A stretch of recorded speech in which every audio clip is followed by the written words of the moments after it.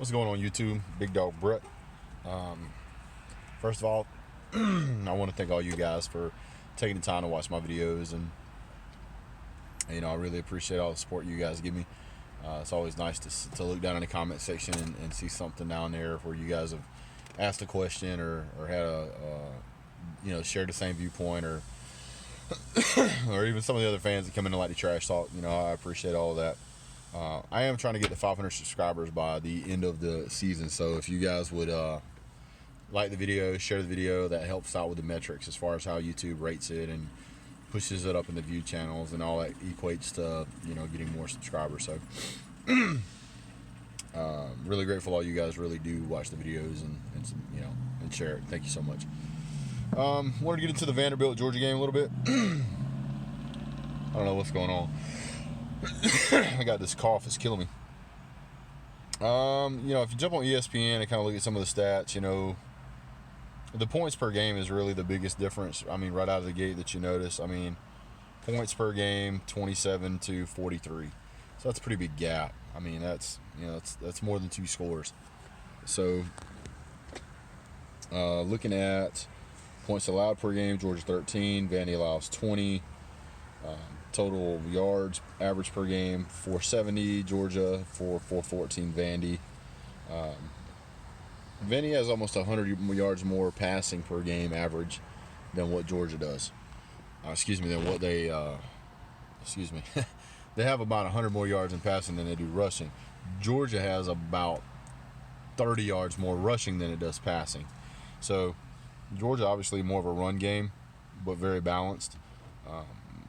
Vandy pretty much is more of a passing, and they use running when they have to. Georgia's rush yards allowed is only 108, and that includes the game where we gave up 147. So if we could have corrected that number, this number would obviously be much lower. So what I'm looking at is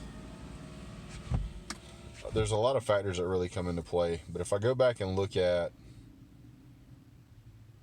the 2 teams that they played that's really been at all any good would be South Carolina and Notre Dame. South Carolina beat them handily, 23-point win. Notre Dame only beat them by 5 points.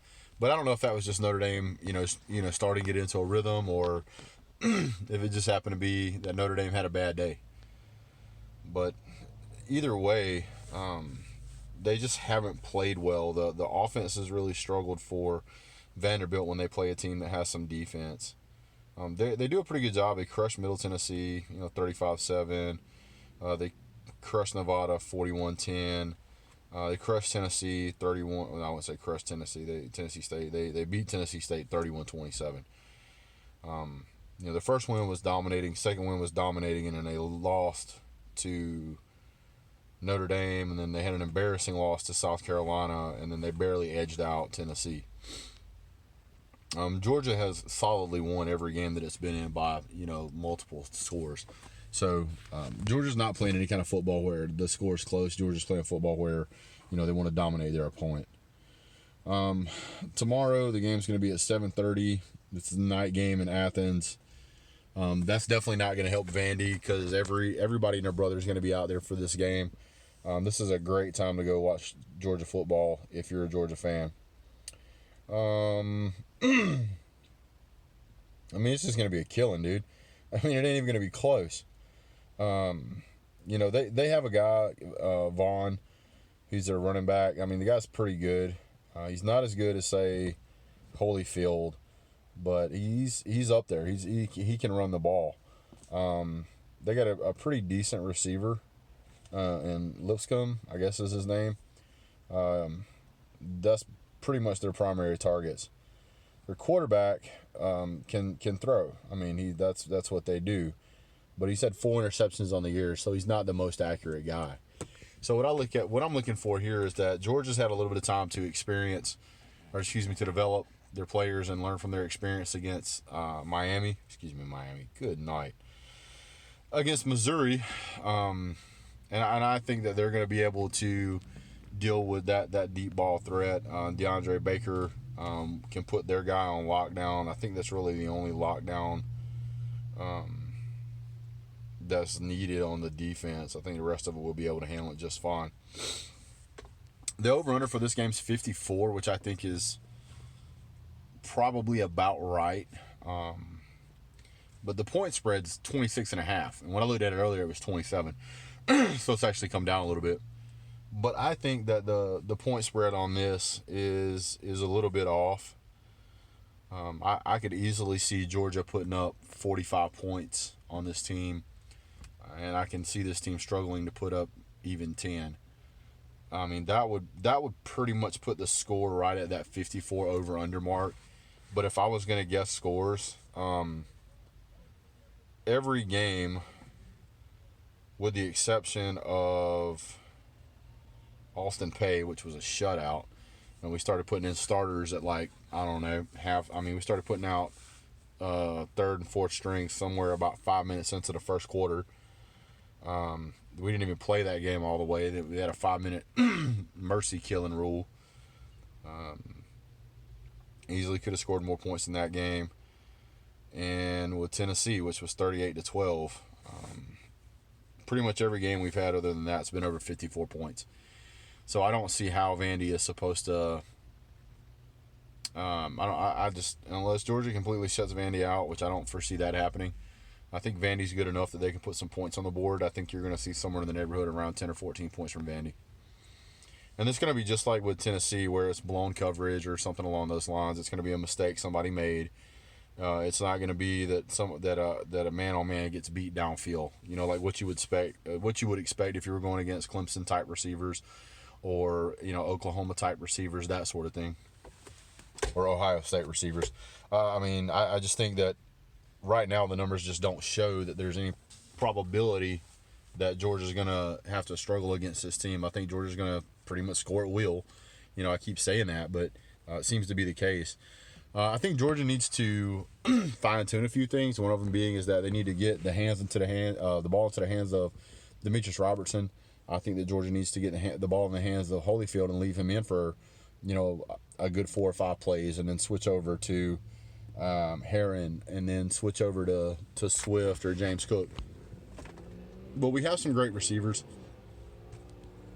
We have some great guys out there that can absolutely move the ball. We need to get the ball in their hands, and we need to trust that they can do what they need to do. Jake Fromm needs to tighten up on the ball. He needs to become more pocket aware. He needs to make sure that our guys aren't getting wrapped around on the end, and he's taking hits and getting sacked. And when that does happen, he needs to step up in the pocket. I've seen very poor performance for him as far as progression to step up in the pocket to be able to handle the kind of pressure that's going to be brought. And it's only going to get more intense, especially since when we play LSU. I really hope that our team's not looking past this game. Hope the coaches have got the guys' mind in the right place. Jake Fromm had a really bad game last week. Statistically, he didn't look that bad.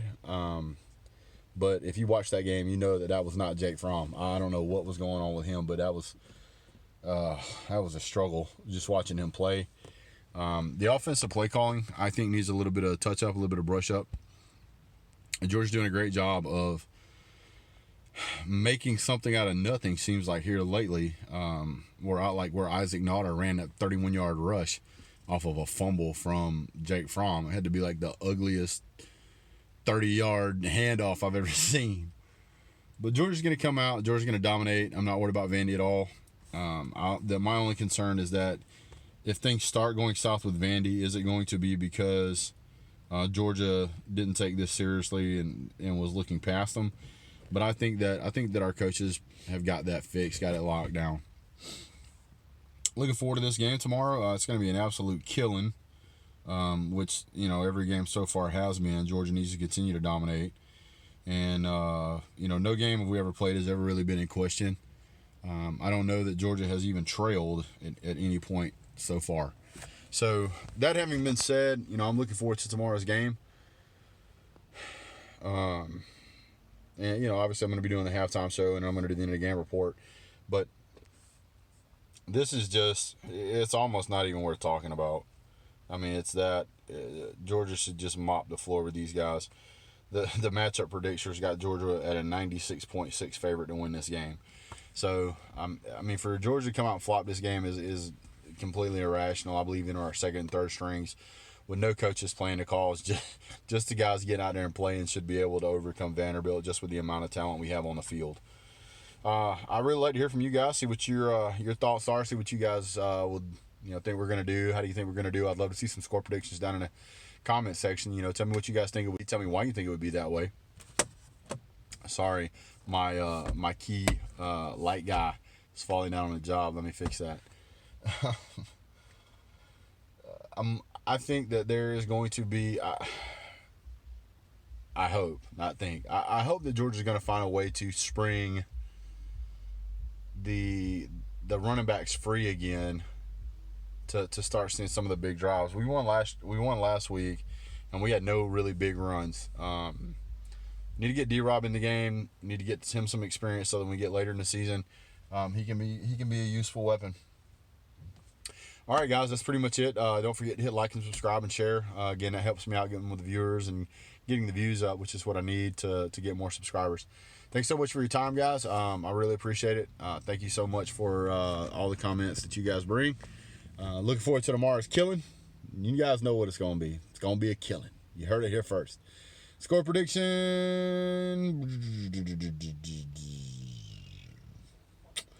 45-14. And as always, God bless. Go Dogs.